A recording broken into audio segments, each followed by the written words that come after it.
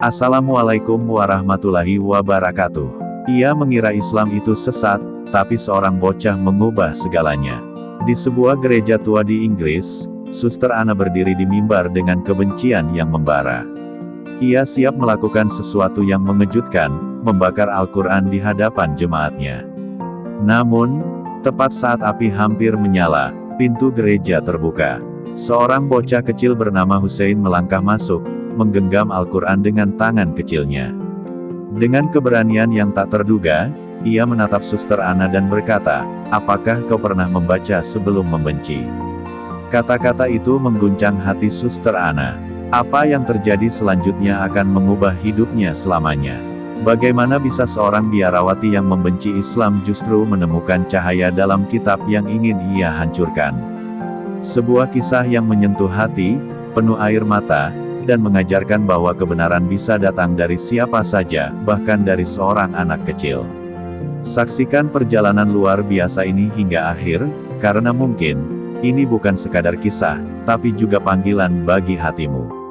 Sahabat yang beriman, mari kita membacakan sholawat bersama agar kelak kita mendapatkan syafaat dari baginda Nabi Muhammad. Allahumma sholli ala Sayyidina Muhammad wa alihi wa sahbihi ajmain. Ya Allah, limpahkanlah rahmat dan salam kepada Nabi Muhammad, keluarga dan sahabat-sahabatnya. Oke baik, sebelum kita lanjutkan, saya doakan yang subscribe, like, komen dan share diberikan rizki yang melimpah. Amin. Ikan gabus ikan lele, lanjutkan le.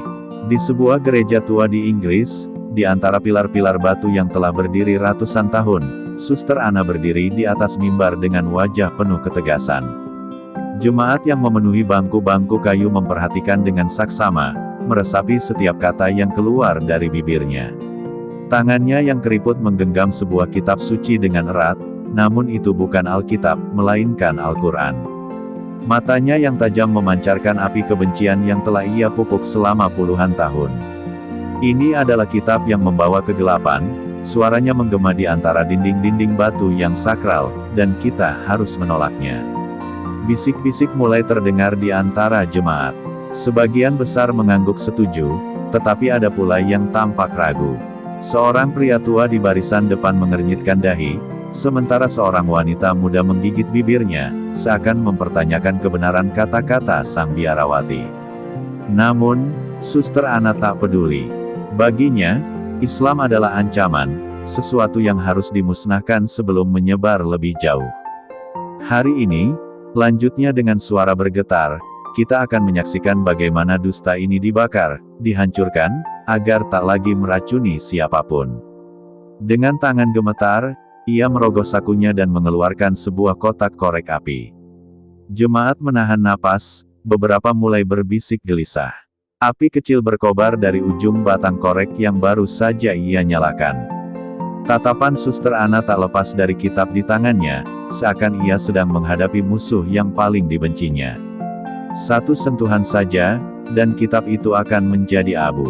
Namun, tepat saat api hampir menyentuh sampulnya, suara nyaring terdengar dari arah pintu gereja, menghentikan segalanya. Pintu besar gereja terbuka perlahan, mengeluarkan suara derit panjang yang menyayat keheningan. Di ambang pintu, berdiri seorang bocah kecil dengan pakaian sederhana dan wajah bersih. Ia menggenggam erat sebuah Al-Quran di dadanya, seakan melindunginya dari dunia yang ingin menghancurkannya. Jemaat menoleh ke arahnya, sebagian terkejut, sebagian lagi tampak penasaran. Siapa anak ini, dan mengapa ia datang ke sini dengan kitab yang sedang menjadi pusat kebencian? Langkah kecilnya menggema di lantai batu gereja saat ia mendekat, matanya tak lepas dari Suster Anna. "Suster," suaranya jernih namun penuh keteguhan, "mengapa Anda membenci sesuatu yang belum Anda pahami?" Kata-kata itu menggantung di udara, menamparkan suasana yang semula penuh kebencian. Jemaat saling berpandangan, tak ada yang berani bersuara. Suster Anna terpaku. Tangannya yang memegang korek api perlahan turun, sementara matanya menatap bocah itu dengan tajam. "Siapa kau?" tanyanya dengan suara yang tak setegas sebelumnya. Namun, anak itu hanya tersenyum tipis, lalu mengangkat Al-Quran yang dibawanya. "Nama saya Hussein," katanya pelan, dan saya ingin tahu, apakah Anda pernah benar-benar membaca kitab ini? Suasana di dalam gereja mendadak sunyi, seolah waktu berhenti pada detik itu juga. Jemaat yang semula hanyut dalam pidato Suster Ana kini beralih menatap bocah kecil yang berdiri di hadapan mereka. Hussein, dengan Al-Quran yang masih erat dalam dekapannya, tidak menunjukkan ketakutan sedikitpun. Mata polosnya justru memancarkan keyakinan yang menggetarkan, membuat beberapa orang mulai bertanya-tanya dalam hati, bagaimana mungkin seorang anak sekecil ini memiliki keberanian untuk berdiri melawan Suster Ana. Suster Ana mengerutkan kening, berusaha menyembunyikan kegelisahan yang tiba-tiba menyusup ke dalam dirinya. "Apa yang kau tahu tentang kitab ini, bocah?" tanyanya dengan nada dingin. "Ini adalah kitab yang mengajarkan kesesatan, yang mengajarkan kebohongan tentang Tuhan." Ia mencoba mengembalikan kendali atas situasi, menguatkan kembali kebencian yang selama ini ia yakini sebagai kebenaran. Namun, Hussein tetap berdiri tegak, tatapannya tidak goyah sedikitpun. "Suster," jawab Hussein dengan lembut, "apakah Anda pernah membacanya? Ataukah Anda membenci sesuatu yang belum pernah Anda mengerti?"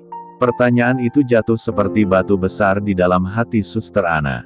Jemaat mulai gelisah, beberapa mulai saling berbisik. Seorang pria tua di barisan tengah mengusap janggutnya, tampak berpikir, sementara seorang wanita muda menggigit bibirnya, matanya menatap Suster Ana dengan harapan akan jawaban yang masuk akal. Suster Ana merasakan sesuatu yang asing dalam dirinya. Selama puluhan tahun, ia selalu percaya bahwa Islam adalah musuh. Ia tumbuh dalam doktrin yang mengajarkan bahwa Muslim adalah pengikut jalan yang salah, dan Al-Quran adalah kitab yang penuh kebohongan. Namun kini, seorang bocah kecil mempertanyakan keyakinan yang telah ia genggam begitu lama. Ia ingin berteriak, ingin mengusir anak ini, ingin mengakhiri semua ini, tetapi entah kenapa, suaranya terhenti di tenggorokan. Melihat Suster Ana yang terdiam, Hussein melangkah maju. Ia membuka Al-Quran miliknya dan membacakan satu ayat dengan suara lembut namun jelas.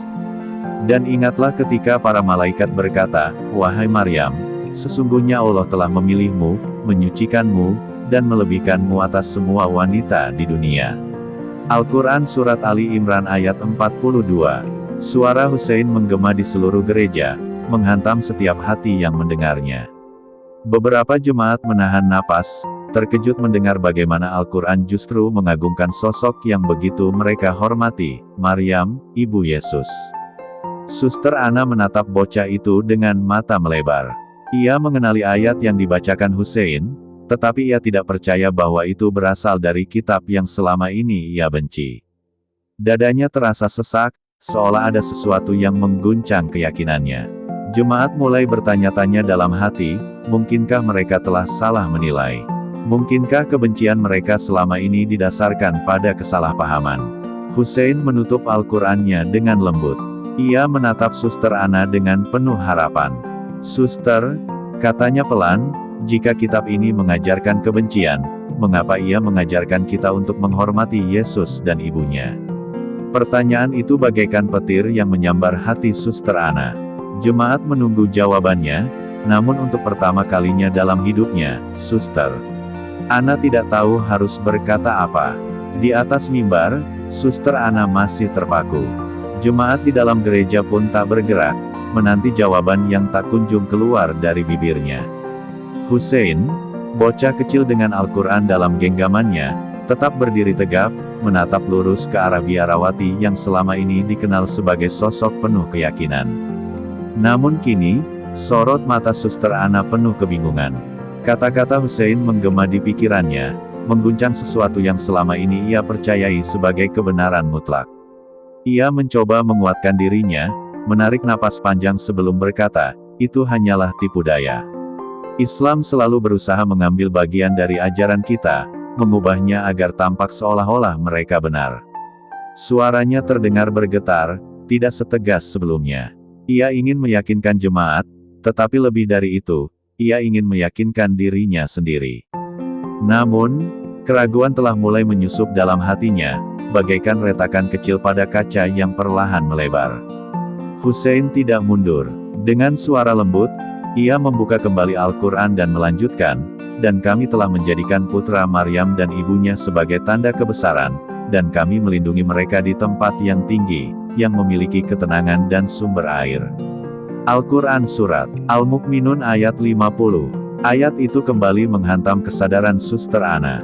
Bagaimana mungkin kitab yang selama ini ia anggap sesat justru memuliakan Yesus dan ibunya? Jemaat mulai saling berbisik.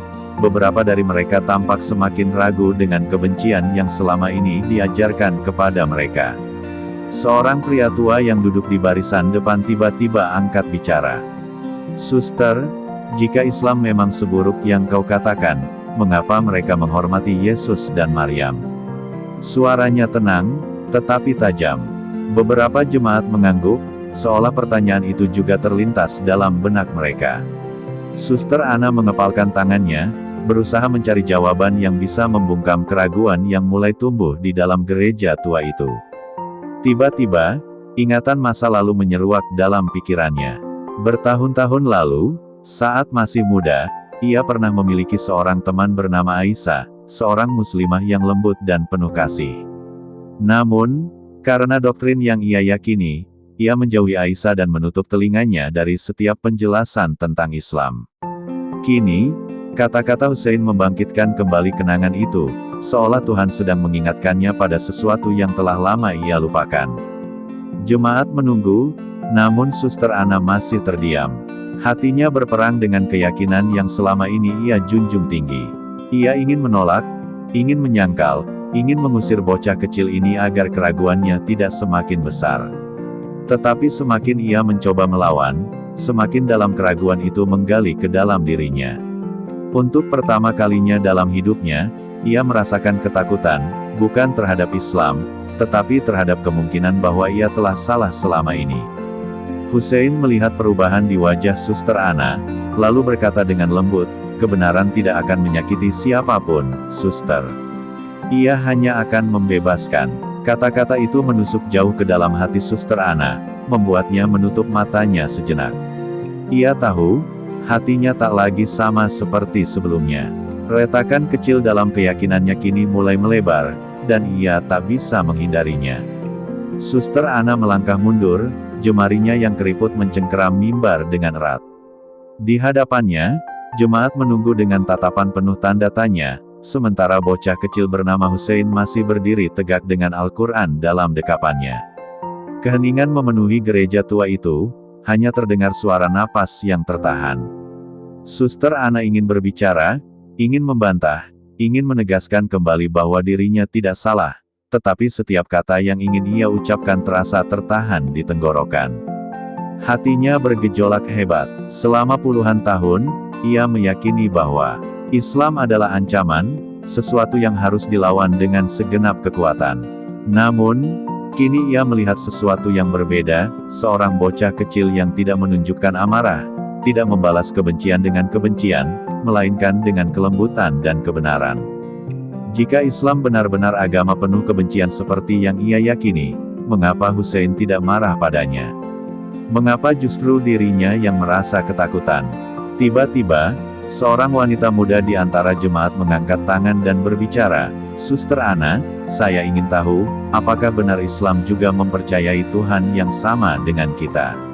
Pertanyaan itu membuat seluruh gereja kembali berbisik. Mereka selama ini diajarkan bahwa Muslim menyembah Tuhan yang berbeda, tetapi ayat-ayat yang dibacakan Hussein seakan menunjukkan sebaliknya. Jemaat menatap Suster Ana, menantikan jawaban yang dapat memuaskan kegelisahan mereka.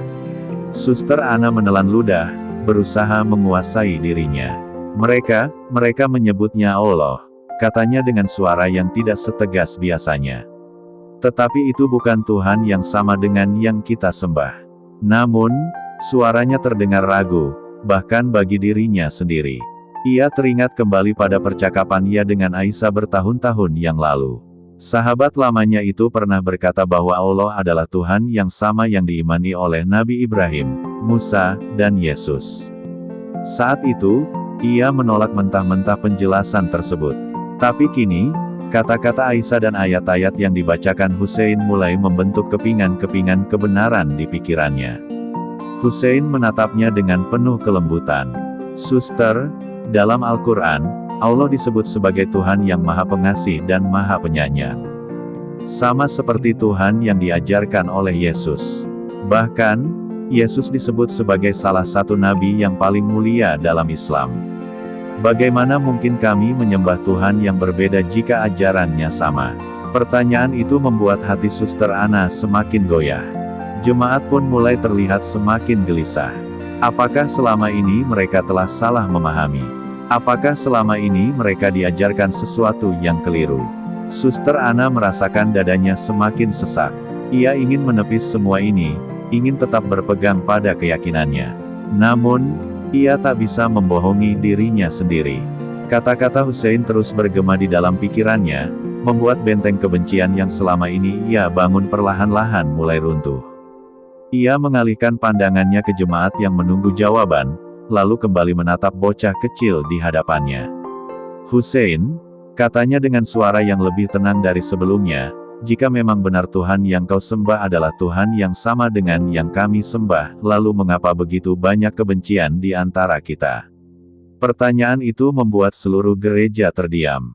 Hussein tersenyum tipis, seolah sudah menantikan pertanyaan itu sejak awal. Ia menarik napas dalam-dalam, lalu bersiap untuk memberikan jawaban yang akan mengguncang hati semua orang di dalam gereja itu, terutama Suster Ana.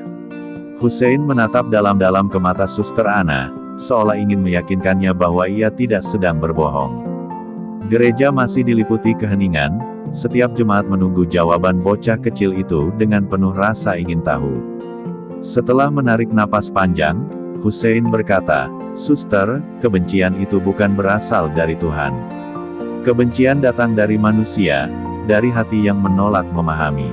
Kata-katanya lembut, tapi mengguncang jiwa. Beberapa jemaat saling berpandangan, mencoba mencerna makna dari kata-kata bocah kecil itu. Suster Ana mengerutkan kening. "Bagaimana bisa kau mengatakan itu? Sejak kecil aku diajarkan bahwa Islam adalah ancaman. Banyak yang menyebarkan kekerasan atas nama agamamu. Bagaimana kau bisa mengatakan bahwa kebencian tidak berasal dari ajaran kalian?" Suaranya kembali tegas, seolah berusaha mempertahankan sisa-sisa keyakinannya yang mulai runtuh. Jemaat mengangguk pelan, menantikan bagaimana Hussein akan menjawab pertanyaan itu. Hussein tersenyum tipis. "Suster, apakah semua orang Kristen adalah orang baik?" tanyanya pelan. Suster Ana terkejut dengan pertanyaan itu. "Tentu tidak," jawabnya cepat. "Ada banyak orang jahat di luar sana, meskipun mereka mengaku sebagai pengikut Yesus."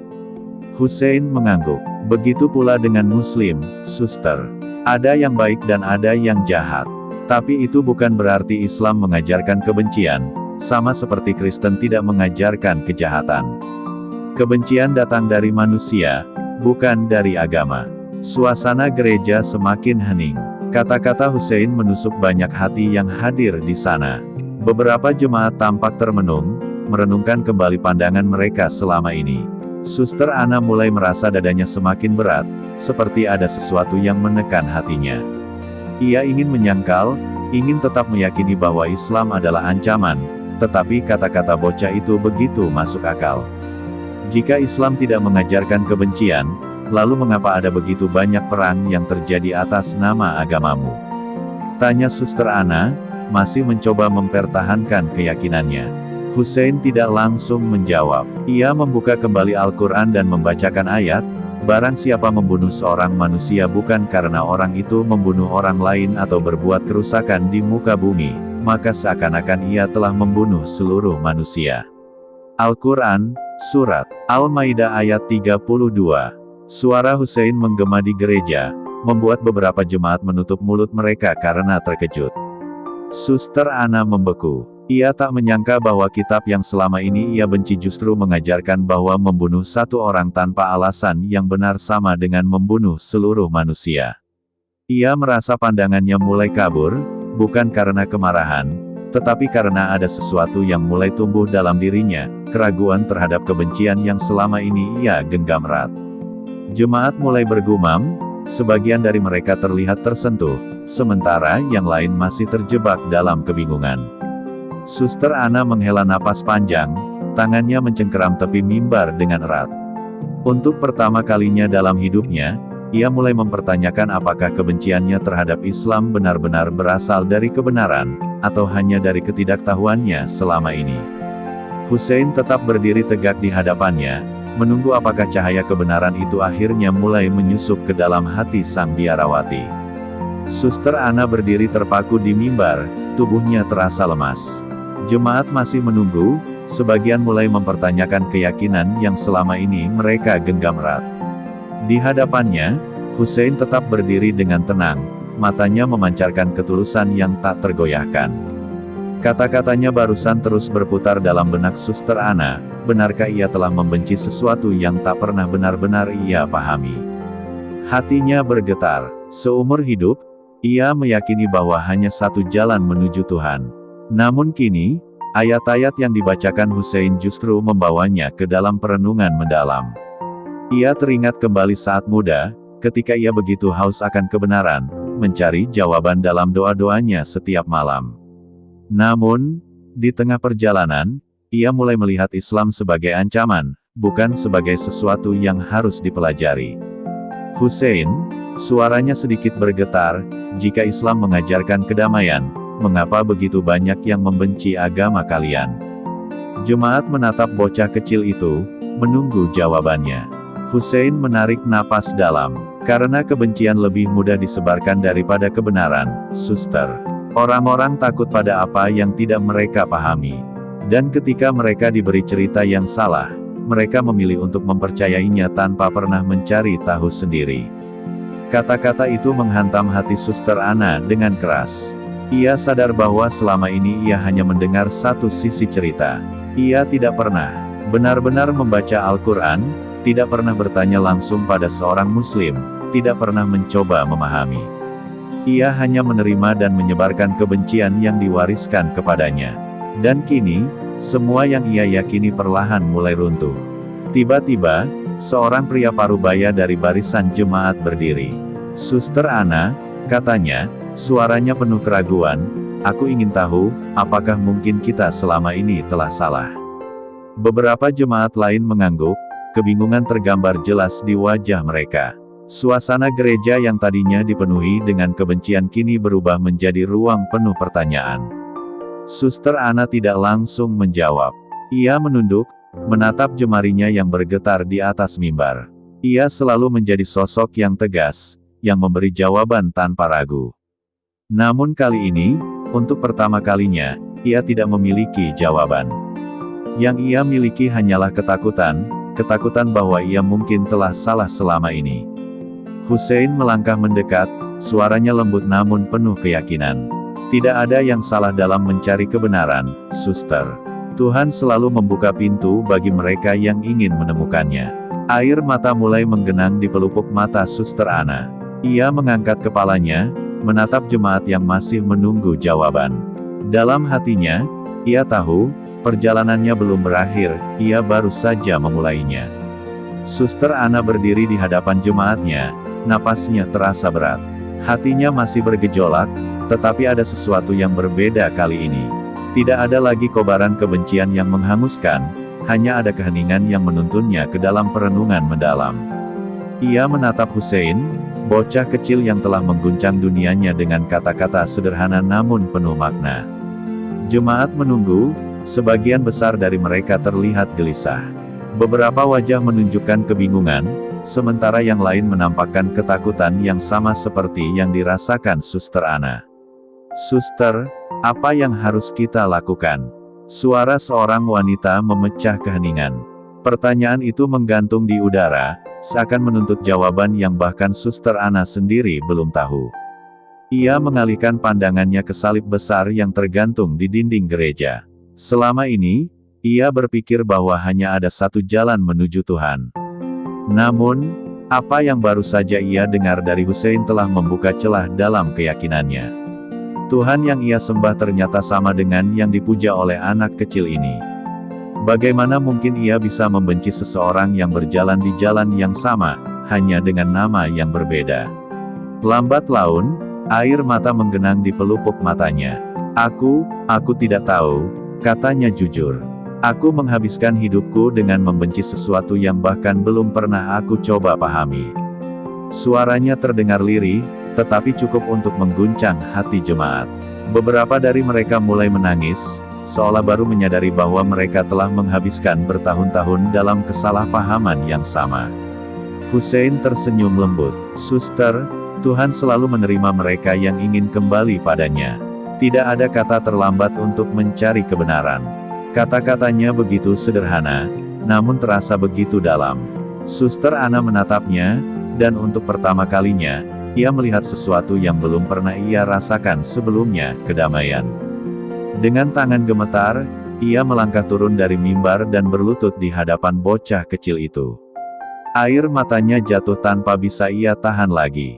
"Ajari aku," suaranya hampir tak terdengar, tetapi cukup untuk membuat seluruh gereja terdiam. "Ajari aku tentang Tuhan yang kau kenal." Hussein mengangguk pelan, lalu membuka kembali Al-Quran yang ia bawa. Di dalam gereja tua itu, di hadapan jemaat yang terpana, Suster Ana memilih untuk mendengarkan. Ia memilih untuk membuka hatinya terhadap cahaya yang selama ini ia tolak. Dan di tempat yang selama ini menjadi saksi kebenciannya, ia menemukan sesuatu yang jauh lebih besar, kebenaran yang sesungguhnya. Pesan moral dari kisah ini adalah: 1. Kebenaran harus dicari dengan hati yang terbuka. Kebencian seringkali lahir dari ketidaktahuan. Suster Ana membenci Islam karena ia hanya mendengar narasi yang salah. Namun, ketika ia mau mendengarkan dengan hati terbuka, ia menemukan kebenaran yang selama ini tersembunyi darinya. 2. Jangan menilai sebelum memahami. Manusia cenderung menilai sesuatu hanya dari apa yang mereka dengar tanpa berusaha mencari tahu sendiri. Hussein menunjukkan bahwa memahami suatu keyakinan atau ajaran tidak bisa hanya berdasarkan asumsi, tetapi harus dengan ilmu dan hati yang bersih. 3. Kebencian itu dapat dipadamkan dengan kebaikan. Hussein tidak membalas kebencian dengan kebencian, tetapi dengan kasih sayang dan kebenaran. Sikapnya mengajarkan bahwa cara terbaik untuk mengubah hati seseorang bukanlah dengan amarah, tetapi dengan kelembutan dan pemahaman yang tulus. 4. Pencarian kebenaran tidak mengenal usia.